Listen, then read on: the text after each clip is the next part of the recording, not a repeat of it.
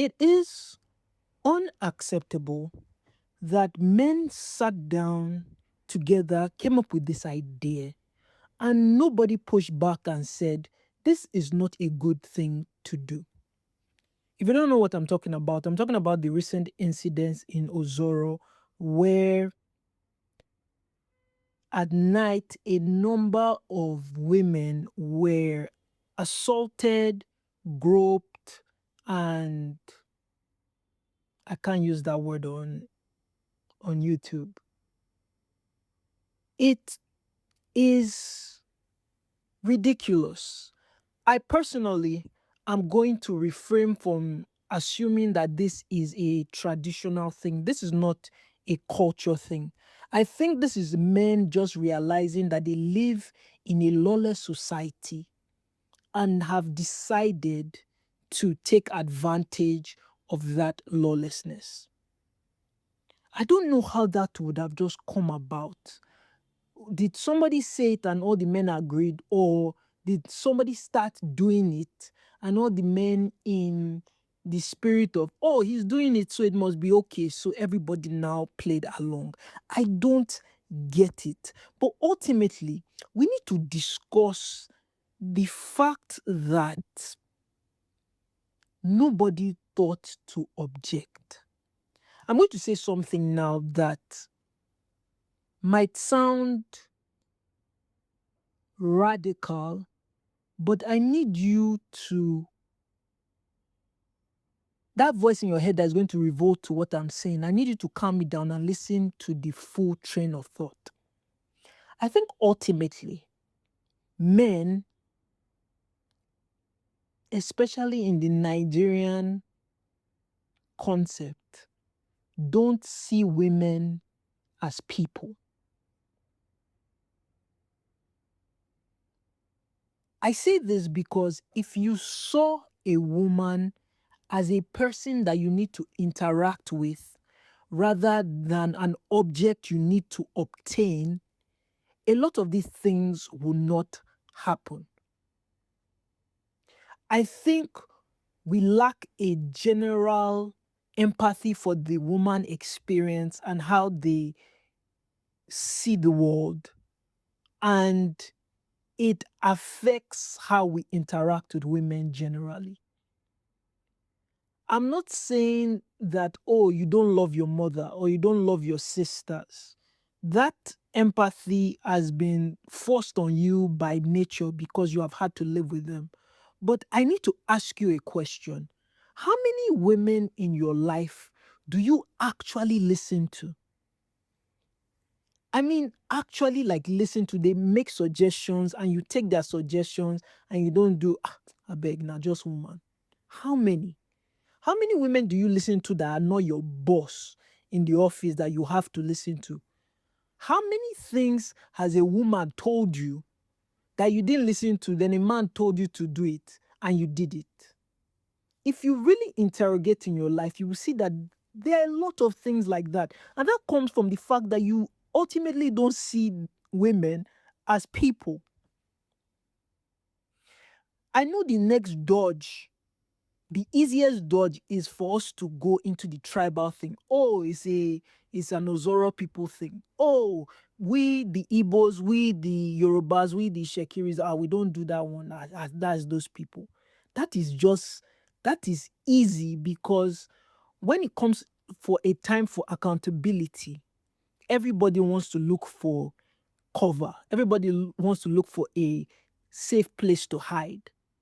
But there's no safe place to hide because things like this might not happen on a large scale. But if you take one day and interact with the women in your life and find out from them that there are experiences with things like this, you will be shocked at how rampant this is. I've said this before, that if there's no woman in your life that has informed you or has told you about an experience where they felt harassed, where they were actually harassed and assaulted, then, brother, you might be part of the problem because they don't trust you enough to tell you the truth. I think I'm going to say something now that you might disagree with, but think about it. I think men are directly responsible for the rise of feminism that they hate so much. Nobody revolts against a system that is working for them. If you're in an office, you don't quit your job if they are paying you well, if you are getting recognized properly, if you are not being disrespected in your office, and if the career path for your growth is clear. Nobody leaves an office like that. So if people are decamping from the way our parents used to do things, then that shows that there's discontent with how people observe how our parents used to do things. And ultimately, it's ridiculous to me for people to believe that, oh, the way our parents did things was the way that it should be done. We are in a world where there is consistent improvement. The iPhone you have today is not the phone your father used 30 years ago. So why do you think that we cannot improve on processes that were done in the past? That to me just shows that we are lacking forward thinking, ultimately. And the reason we push back so much on what we see as feminism and how women are moving now is because ultimately we feel like we require control over these women. Ultimately, you feel an you feel like women should be obligated to you. And that's why you push back so much on the idea of women freedom. Am I saying that women are perfect? No. Of course, women will have their flaws, but so do men. But if you do not interact with people as humans, then you cannot get to a place where you have true empathy for their experiences. I think as men, we need to do better collectively. I watched those videos of the women getting assaulted, and I noticed that beyond the men, that the only men that were not participating in this act of assault were holding the camera. Why will you be holding a camera and intently videoing something that in your spirit you know is morally wrong? You will put down that camera and you will fight, you will protect. But you are doing most journalists. I'm sure people were smiling and laughing behind the camera. That to me is ridiculous. Then I saw another video of even younger children who observed what had happened the previous night and they were trying to do their own the next day. This is information that we are passing down to near generations. But yet we will fight. Oh, we don't want LGBTQ in our this thing. That's not our culture. Okay, fine. But is assaulting women in your culture? Is disrespecting women in your culture?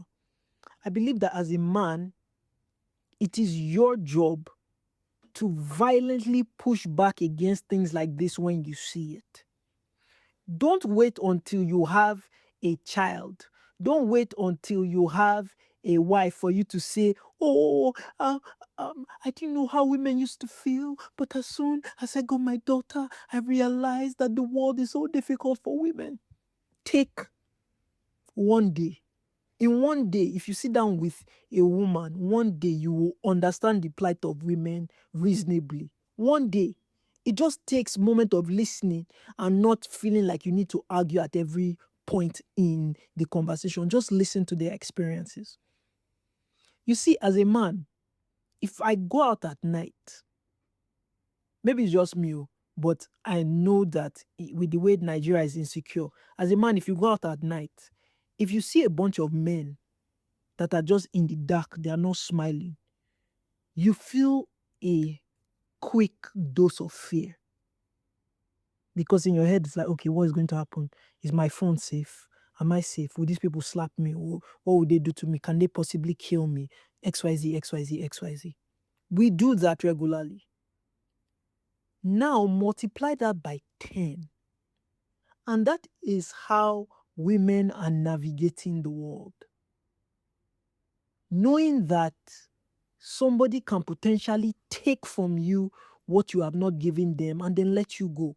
Violate the temple that you are living in every day, the temple you wake up in every day, and somebody can violate it and take from you what you did not give them.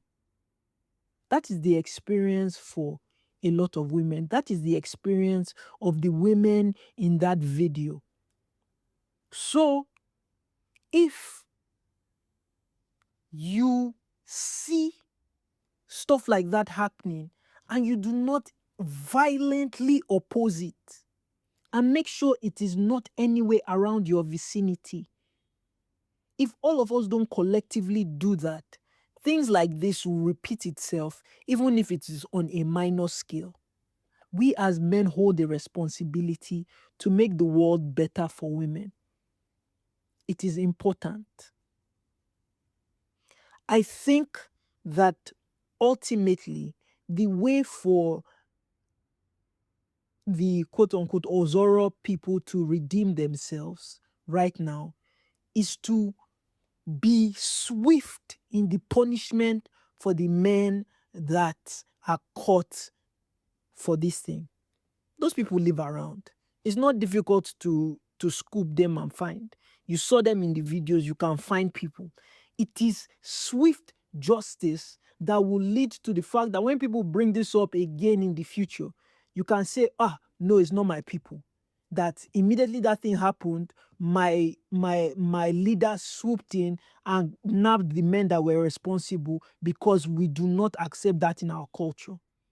We must do better to get to the world that we are trying to get to. If you think there's an aspect about this that I have missed and I have misinterpreted, please kindly let me know in the comment section below. Like, share, subscribe. I'm trying to build this channel. I want us to be honest, and I want to be a part of the solution, even if it comes from just pontificating on camera.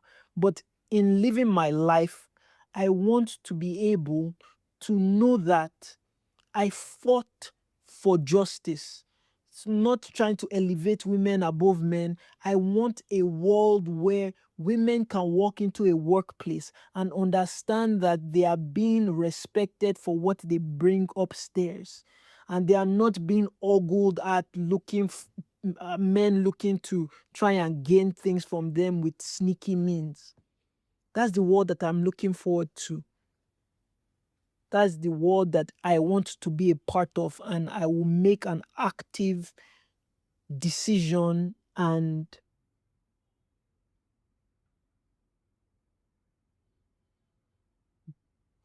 duty to get there. Thank you for watching the video. Again, like, comment, share, subscribe, and see you on the next video. Goodbye.